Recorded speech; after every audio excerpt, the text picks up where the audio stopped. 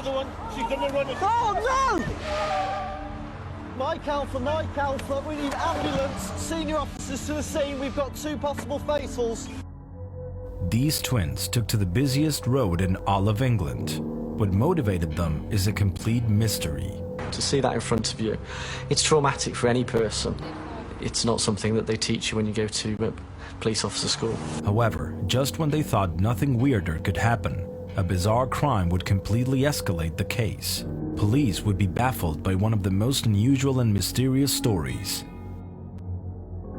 How did the chaos start on the highway? Who are these reckless women? And what is the crime they are about to commit? This is the story of the psychotic twins, Ursula and Sabina Eriksson. The sisters were captured by highway security cameras where we see a strange movement. Sabina enters the highway and is hit by a car, causing a traffic jam that endangered dozens of people. The drivers themselves called the police and the highway patrol, who arrived with television cameras because they were filming for the show Traffic Cops.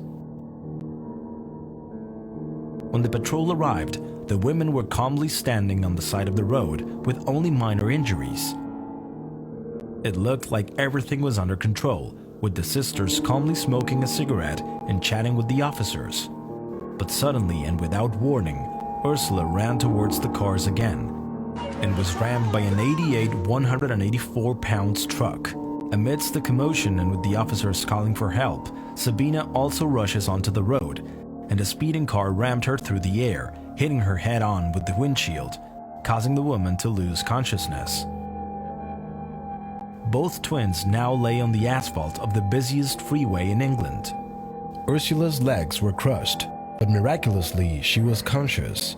I recognize you. I know you're not real. Shh! Hit your head. Calm down. We are the police. We are the police. The woman was in a state of complete paranoia and was resisting help, even though her own life was in danger and she had a mortal wound.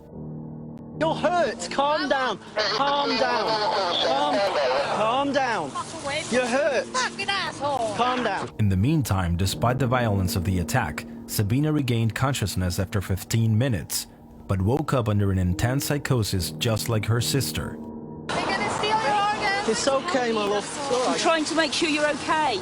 After struggling with the police officer, she attacked her, managed to free herself, and ran back into traffic, so she had to be sedated by paramedics. A superhuman force had possessed her, and it took 6 people to restrain her. Call the police! We are the police! So then we're thinking all sorts. Is she drunk? Is she on drugs? This was a first suspicion that could explain how they managed to get up again and again, in spite of having their bodies completely wrecked. However, this would be ruled out after the tests, so other theories began to be generated. Well, 136 if she is. Well, she needs to be, but if nothing else, we get on the carriageway and...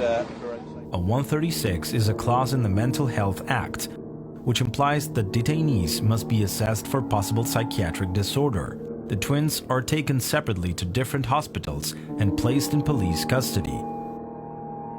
But just when you thought this story was already completely crazy, a series of subsequent events will make this case even more bizarre. We say always in Sweden that an accident rarely comes alone. Usually at least once more follow. This story is still far from over. The madness and mystery of these twins will unfortunately go too far. Are you ready to be the witness? It all began on May 16, 2008, when Ursula, who lived in the US, went to visit her twin Sabina in Ireland. After an alleged argument Sabina had with her husband, the next morning, and for mysterious reasons, the sisters boarded a ferry to Liverpool, England. Then they took a bus to London, but late in the journey, the driver and passengers began to notice that the twins were behaving very strangely.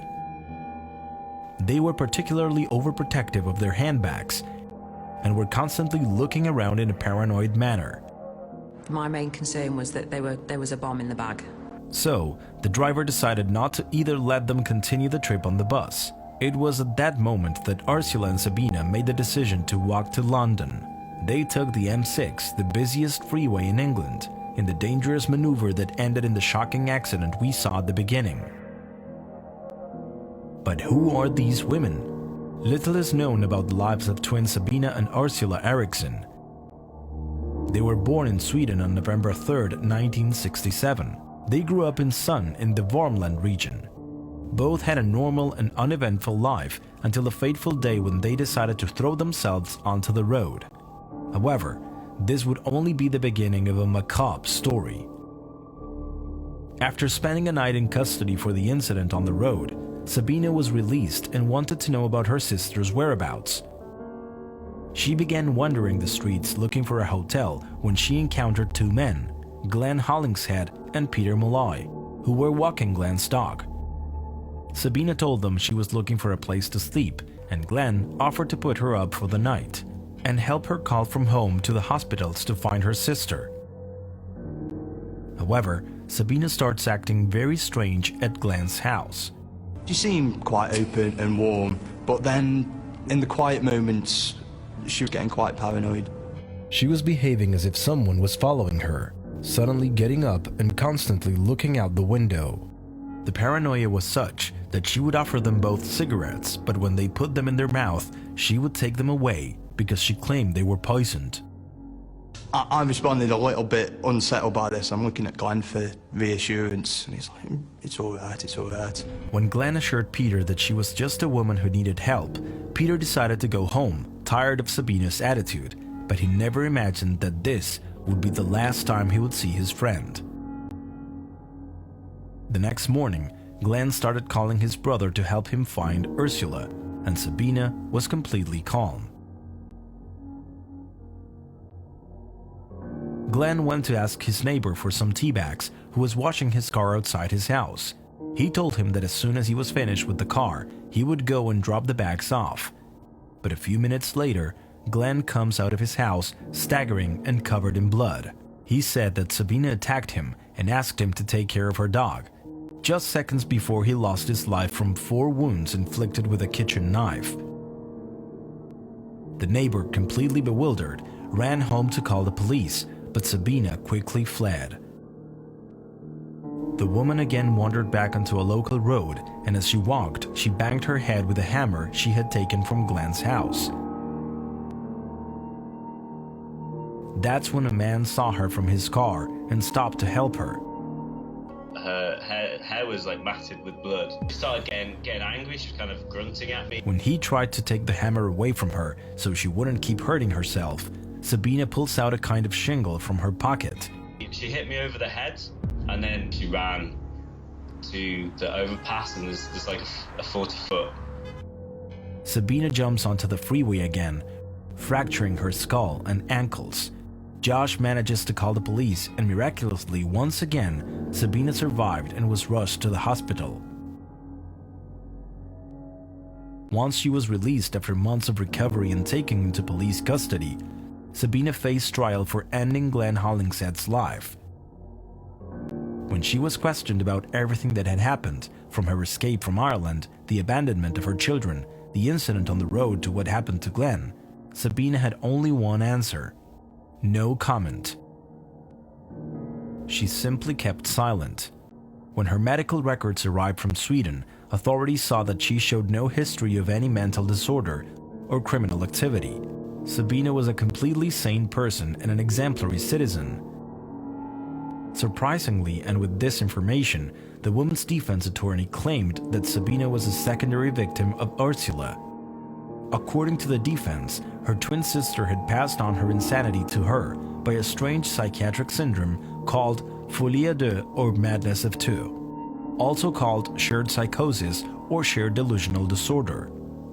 It manifests itself in hallucinations, paranoias, and delusions that make those who suffer from it live in an illusory reality that is shared or transmitted between people who are very close. That's why it's normal for it to occur among family members, as in the case of the Eriksson twins.